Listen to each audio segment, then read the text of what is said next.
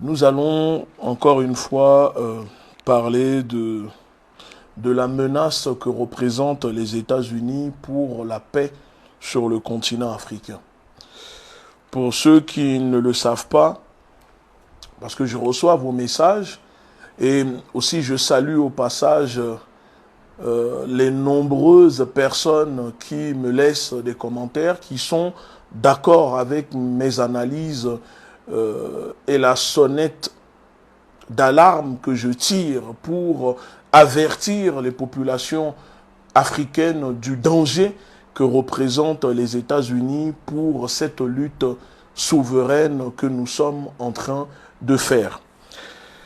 Vous savez, il ne faut pas avoir peur de dire les choses.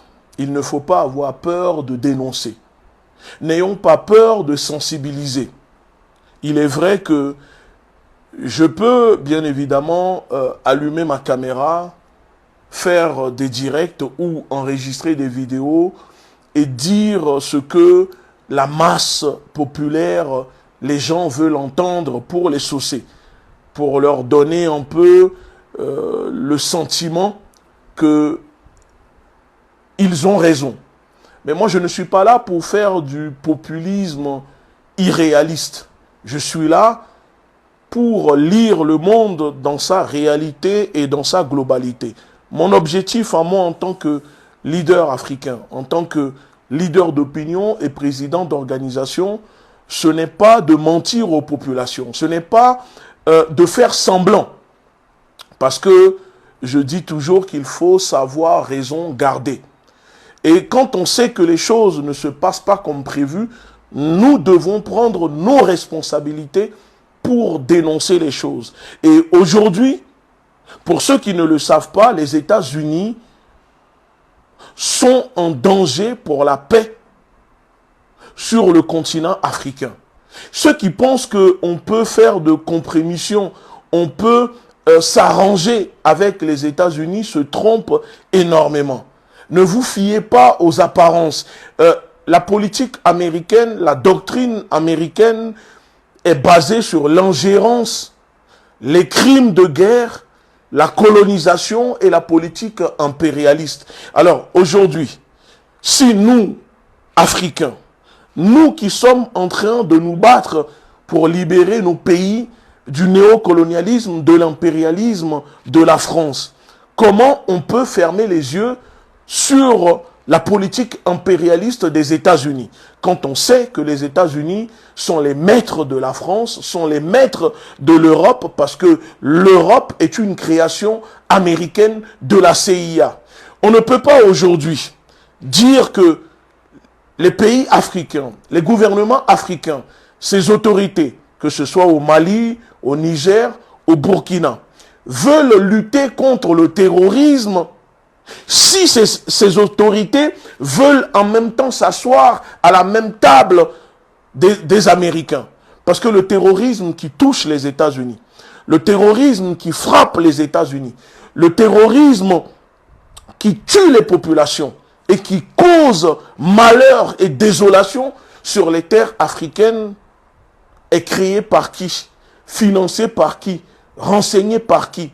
Par les États-Unis et leurs alliés, les pays de l'OTAN, notamment la France.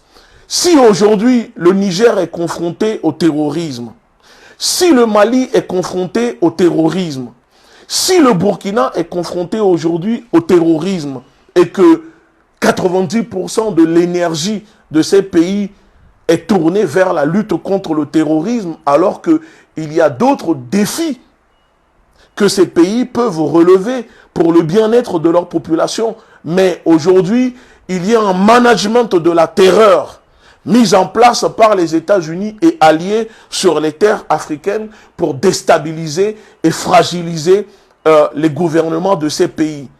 C'est tout simplement parce que les États-Unis sont partis tuer Kadhafi en Libye, en détruisant la Libye et en provoquant le terrorisme, en créant des groupes que vous entendez ces noms, le JNIM, Al-Qaïda au Maghreb, Daesh, etc. Ce sont des acronymes, ce sont des groupes qui sont créés par les États-Unis. Qui a créé Al-Qaïda?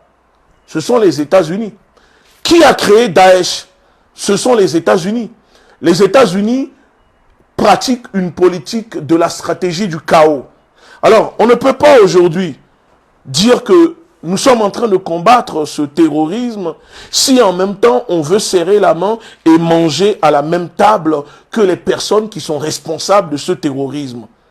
Peuple africain, chers Africains, je vous dis ici que le sorcier qui donne la mort ne peut pas ressusciter.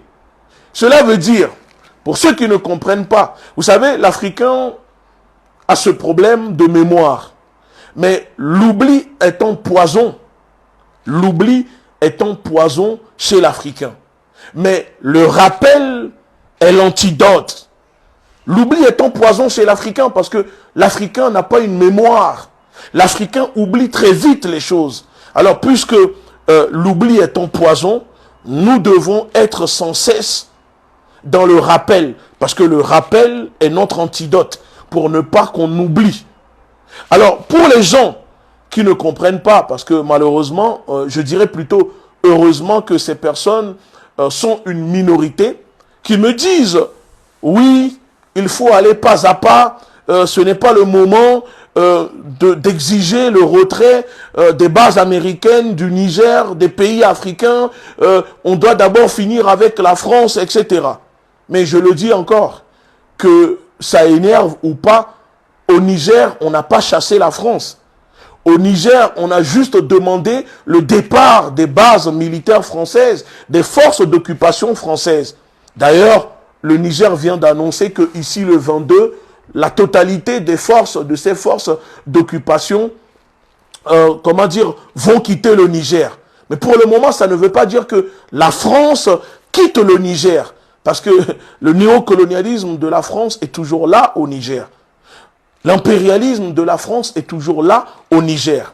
Alors, dites-moi dans cette vidéo, comment aujourd'hui, nous qui sommes dans une lutte anti-impérialiste, on arrive à dénoncer avec autant d'énergie l'impérialisme de la France, le néocolonialisme de la France, les bases militaires françaises, les ambassades de la France dans nos pays, on arrive à manifester, sensibiliser les populations contre ça, mais dès qu'il s'agit de faire la même chose avec les États-Unis, on devient, fébrile.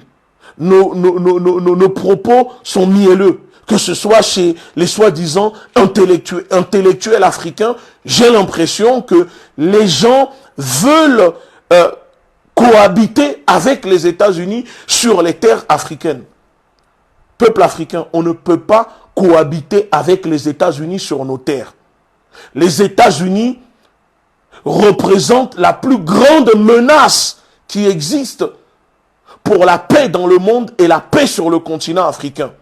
Mais vous voulez travailler avec les États-Unis. Dans le même temps, vous êtes en train de dénoncer les génocides qui se déroulent au Congo. Les 20 millions de morts au Congo, ce génocide, qui est derrière? Ce sont les États-Unis. Ce sont les États-Unis qui sont derrière.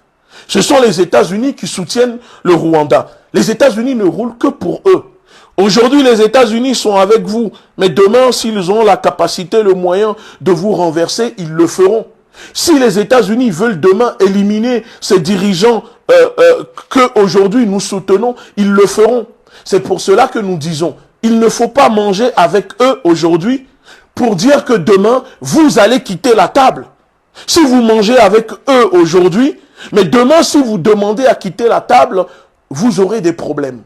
Et si on prend les choses chronologiquement, comment les États-Unis peuvent être alliés de ces pays du Sahel confrontés au terrorisme, puisque ce sont les États-Unis qui ont créé ce terrorisme. Vous prenez l'exemple du Niger. Ça fait plus de 10 ans que les bases américaines sont au Niger. Plus de 10 ans que les forces d'occupation américaines occupent le Niger. Est-ce que le terrorisme a disparu? Est-ce que le terrorisme a été contenu? Est-ce que le terrorisme n'existe plus au Niger? 10 ans de présence des forces américaines. Et récemment, il n'y a même pas un an, les États-Unis ont décidé de créer une nouvelle base destinée uniquement pour leurs drones, soi-disant qu'ils utilisent pour surveiller les pays de la sous-région.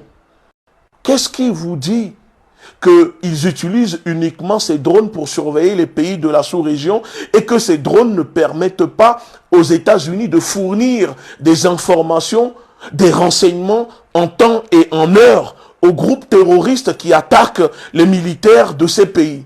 Regardez, à chaque fois quand il y a des attaques au Niger, des 200, 300 militaires se font tuer.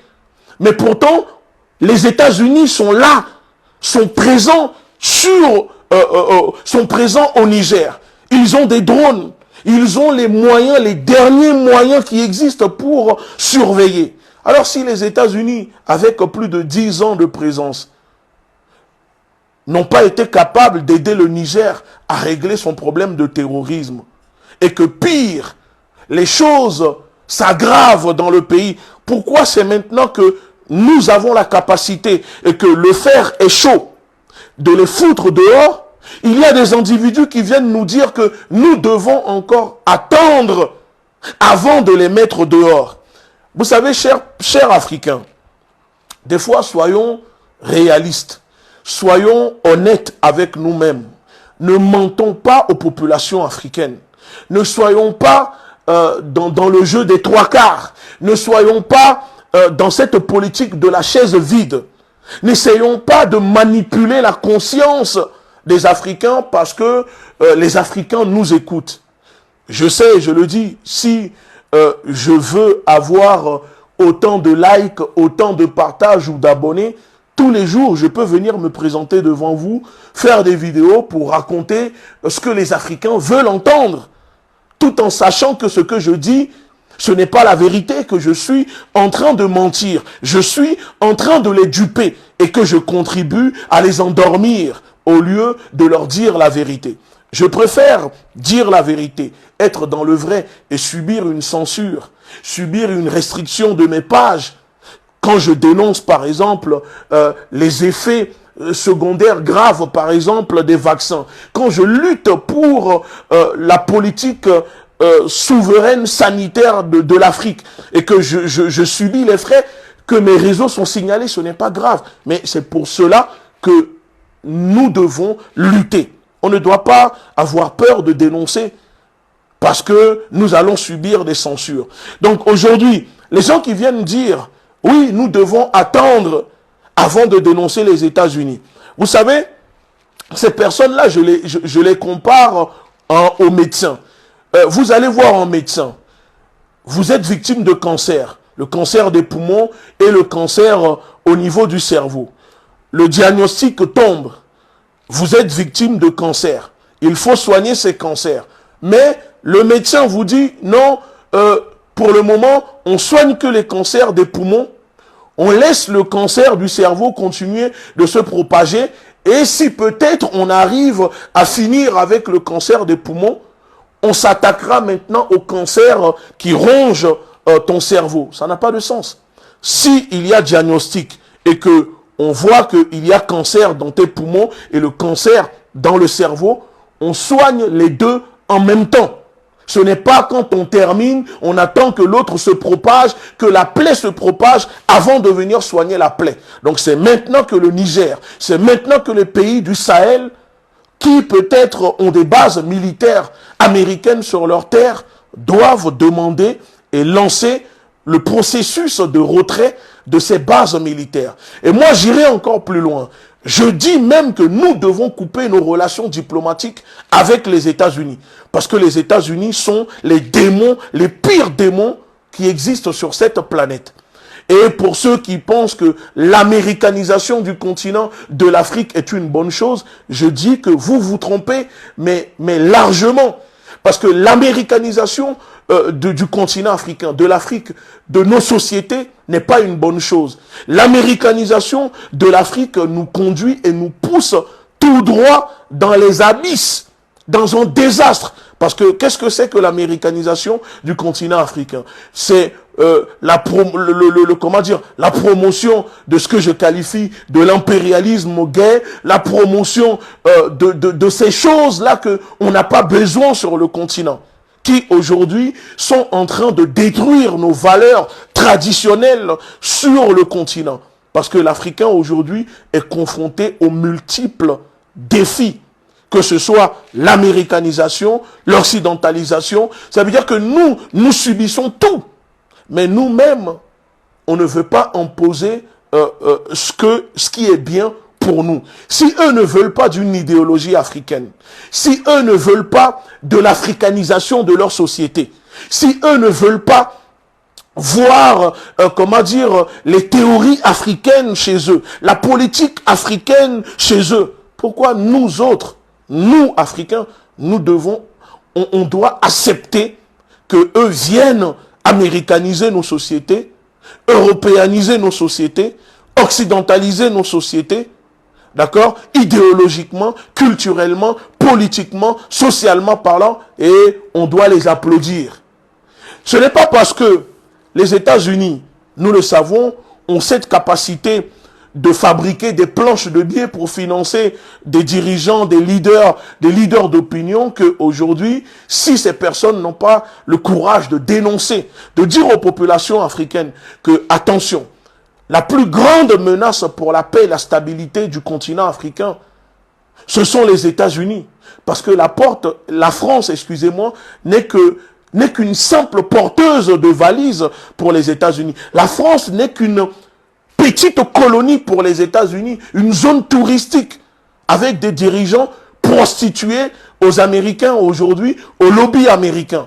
Et donc, la vraie menace pour nous aujourd'hui, c'est les États-Unis. Parce que les États-Unis mènent une politique où, diplomatiquement, contrairement à la France, eux, ils n'aiment pas se montrer directement. Ce sont des gens qui sont très fourbes, qui restent derrière, mais qui poussent leurs pions.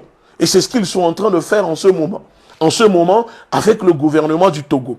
C'est les États-Unis qui utilisent le gouvernement du Togo comme proxy, qui utilisent le gouvernement du Togo comme pion pour faire avancer leur politique. Parce que pour eux, comme ils le disent, l'objectif est pour eux de contrer, soi-disant, l'influence de la Russie et de Wagner sur le continent africain. Ça veut dire que l'influence américaine, nous devons l'accepter. Mais quand c'est la Russie, attention, c'est une mauvaise chose. Aujourd'hui, tant que nous laisserons les bases militaires américaines dans nos pays, tant que nous allons continuer à travailler avec les États-Unis dans nos pays, on ne sera pas capable de se libérer. Parce que les États-Unis n'accepteront pas de voir une Afrique libre, prospère, souveraine, une Afrique forte, que ce soit sur le plan militaire, économique, idéologiquement. Et toute personne ou tout pays qui viendra, aider les pays africains à se libérer, les États-Unis vont les combattre. Et si aujourd'hui les États-Unis sont en train de combattre la Russie farouchement, comme nous sommes en train de le voir, c'est tout simplement parce que ça dérange les États-Unis de voir la Russie aider ses partenaires africains en leur donnant le moyen de se libérer de cette politique coloniale, impérialiste de leur vallée, qui est la France. Et c'est pour cela que, puisque la France n'est plus en mesure de stopper cela, alors les États-Unis ont décidé eux-mêmes de sortir de l'ombre et de venir prendre les taureaux par les cornes. Alors, on finance les mouvements de la société civile, on influence les médias, les journalistes, les intellectuels africains, on essaye d'infiltrer les sociétés africaines avec des billets de dollars pour que on puisse fermer, pour que ces personnes ne puissent pas dénoncer la politique américaine sur les terres africaines. Mais nous devons le faire. Nous devons sensibiliser les populations. Nous devons dire à nos camarades panafricanistes, au mouvement panafricaniste dans ces pays, que c'est maintenant qu'il faut lancer des mobilisations, c'est maintenant qu'il faut sensibiliser les populations à se lever, à dénoncer la présence américaine. Surtout au Niger. Surtout au Niger. Les populations du Niger doivent demander le retrait des bases militaires et la fermeture des ambassades, des représentations diplomatiques des États-Unis au Niger. Vous ne pouvez pas, on ne peut pas libérer le Niger tant qu'il y aura des militaires américains dans le pays. Parce que les États-Unis auront toujours un regard sur les décisions sécuritaires que les militaires, les autorités du Niger vont prendre pour lutter contre le terrorisme. Puisque ces hommes en sandales, drogués au tramadol, qui roulent sur des motos, qui ont des armes, posez-vous la question d'où ils arrivent à obtenir ces armes. Ce sont les Américains qui les financent, qui les renseignent. Et si vous regardez bien dans leurs troupes, il y a des membres de la CIA qui les renseignent, qui les aident, qui les entraînent sur comment attaquer des camps militaires. Vous croyez que les États-Unis, les gouvernements de l'OTAN, les ministres de la Défense ne connaissent pas ces groupes terroristes, ne connaissent pas ces chefs terroristes? Avant que Bazoum ne tombe, Bazoum n'est pas allé sur RFI pour dire sur RFI, je connais les responsables de ces terroristes qui attaquent le Niger, je discute avec certains au téléphone, je les ai même invités à venir à la présidence pour discuter. Bien sûr qu'ils les connaissent, bien sûr qu'ils savent, puisque c'est un management de la terreur que nous subissons. Il y a du terrorisme dans nos pays, cela empêche ces pays de développer leur économie, le tourisme sur le continent africain. Regardez, l'Afrique est grande, mais pourtant le tourisme n'existe quasiment pas sur le continent africain. Et le peu de tourisme qui existe sur le continent africain est fabriqué uniquement pour les Occidentaux, pour que quand eux, ils viennent sur le continent africain. Mais les Africains eux-mêmes, les autochtones eux-mêmes, ne peuvent pas se déplacer sur le continent pour faire du tourisme. De un, parce que les billets ultra chers, d'accord? Parce qu'il y a du terrorisme, il y a des guerres, il y a des conflits armés un peu partout. Là, par exemple, je me rends prochainement au Burkina Faso pour le vin. Je n'ai pas réussi à trouver un vol direct pour aller au Burkina. Et je ne vous dis même pas le prix des billets. Pourtant, nous sommes sur le continent africain. Et nous sommes obligés de faire des escales.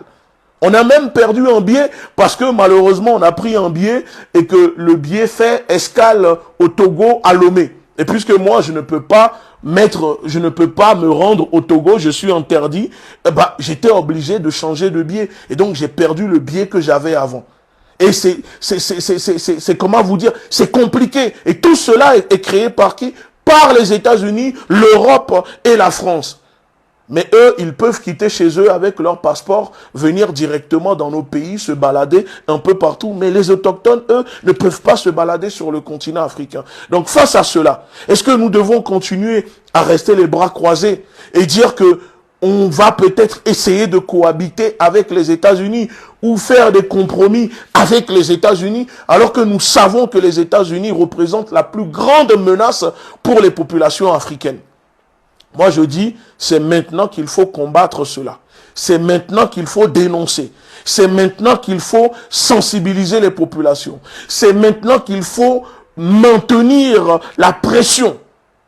Il ne faut pas attendre que les États-Unis prennent la place de la France au Niger pour ensuite commencer à vouloir dénoncer les États-Unis. Parce qu'avec l'installation de la nouvelle base américaine, le cauchemar des Américains, c'est de voir un jour les populations au Niger se lever pour commencer à demander le départ de leurs forces d'occupation. Et ça, pour éviter ça, alors la diplomatie américaine a mis en place une diplomatie douce, une diplomatie souterraine, en utilisant le Togo pour faire arranger les problèmes entre le Niger et la CEDEAO, pour trouver des solutions qui arrangent au passage les États-Unis. Comme ça, le Niger peut continuer à les laisser tranquilles. Mais si le Niger fait l'erreur, si les autorités au Niger font l'erreur de laisser les États-Unis au Niger en exigeant seulement le départ des bases militaires françaises, alors je peux vous dire que vous mettez en danger directement les autres présidents, que ce soit au Mali, au Burkina. Parce que les États-Unis, depuis le Niger, sont capables de mettre en place des plans de déstabilisation de ces pays qu'ils accusent d'avoir des liens très particuliers avec la Russie. Donc ne faites pas l'erreur de penser que parce que les États-Unis vous finance, vous donne quelques aides ou quelques matériels militaires que vous pouvez travailler avec les Américains. L'Afrique n'a pas besoin des États-Unis. L'Afrique n'a pas besoin de la politique américaine capitaliste libérale. L'Afrique n'a pas besoin de cette politique mondialiste des États-Unis. C'est pas ce que nous avons besoin. Parce que les États-Unis sont des prédateurs. Ils ne sont là que pour piller, pour créer des guerres, pour créer des conflits. Dans le même temps où les États-Unis sont en train de peut-être soutenir les autorités du Niger, c'est la même chose qu'ils font en soutenant les groupes terroristes qui attaquent le Niger. Ça a toujours été leur politique. Ça a toujours été leur politique. Prenez l'histoire américaine jusqu'à ce jour. Vous verrez que les États-Unis utilisent toujours la même stratégie. Aujourd'hui, les États-Unis veulent combattre l'Iran. Mais qui a mis les ayatollahs, qui a mis le régime des ayatollahs au pouvoir en chassant le Shah? C'est les Américains. C'est les Américains qui ont financé avant que les ayatollahs ne se retournent contre eux. Aujourd'hui, ils sont en train de soi-disant combattre le Hamas. Qui a créé le Hamas? Ce sont les mêmes personnes. Ils veulent aujourd'hui combattre tel groupe, mais quand vous regardez bien, ce sont eux qui créent les problèmes et qui viennent en même temps, soi-disant, comme solution. Alors, peuple africain, la société civile, les mouvements panafricanistes, ne vous trompez pas sur les intentions des Américains sur le continent africain. Ne vous laissez pas absorber par les billets, les planches de dollars que les États-Unis distribuent en ce moment sur le continent africain. Ne vous laissez pas absorber vos convictions par la culture afro-américaine, etc. Je vous le dis, que la culture afro-américaine est complémentaire de la politique américaine. La politique américaine utilise cette culture comme soft power pour arriver dans les pays et conquérir les pays. Certes, ce sont nos frères, ce sont nos semblables, mais il faut faire attention, il faut faire la différence entre ces personnes et la politique américaine, les démons américains. Nous devons les combattre, nous devons les dénoncer. On ne peut pas être anti-impérialiste et travailler avec les Américains. On ne peut pas être anti-néocolonialiste et cohabiter avec les Américains. Si vous vous dites anti-impérialiste, mais vous serrez la main aux Américains, c'est que vous n'êtes pas anti-impérialiste. Vous êtes des traîtres. Vous êtes la 5e colonne africaine. Parce que je suis désolé, le mouvement anti-impérialiste, c'est surtout contre la politique américaine. Et aucun de ce monde ne peut se dire anti-impérialiste tout en travaillant avec les États-Unis. Donc, puisque nos intellectuels, ceux qui sont censés sensibiliser les populations, ne veulent pas le faire, nous allons le faire pour que les populations comprennent que les États-Unis sont en danger pour la paix sur le continent africain et que nous devons, dès maintenant, commencer à dénoncer leur présence, combattre la politique américaine sur nos terres. Le dire ne fait pas de nous des méchants africains. Mais si pour eux, nous sommes des méchants africains, alors pas de souci, acceptons. Nous sommes des méchants africains parce que nous ne voulons pas de cette politique américaine sur nos terres. Parce que nous sommes dans une lutte souveraine. Alors, pas de problème. Parce que, vous savez, l'oppresseur a toujours cette tendance à se retourner, à prendre la place de l'opprimé et dire que ce sont ceux qui sont opprimés, qui sont les méchants, et lui est le gentil. Mais quand on connaît le mécanisme, la stratégie que utilisent ces pays, ces gouvernements, ces puissances impérialistes occidentales, états-uniens, c'est à nous de nous adapter, c'est à nous de prendre nos précautions, c'est à nous de sensibiliser les populations, les enfants, les femmes, dans les écoles, dans les maisons, dans les villages, pour leur dire que les États-Unis et leurs organisations, ces ONG américaines qui pilulent un peu partout sur le continent africain, ne sont pas là pour le bonheur du peuple africain, mais plutôt pour les intérêts des États-Unis. Et il faut combattre cela. La révolution est en marche, armons-nous idéologiquement, la victoire est pour les peuples opprimés et la défaite pour l'oppresseur. Ne l'oublions pas. Vive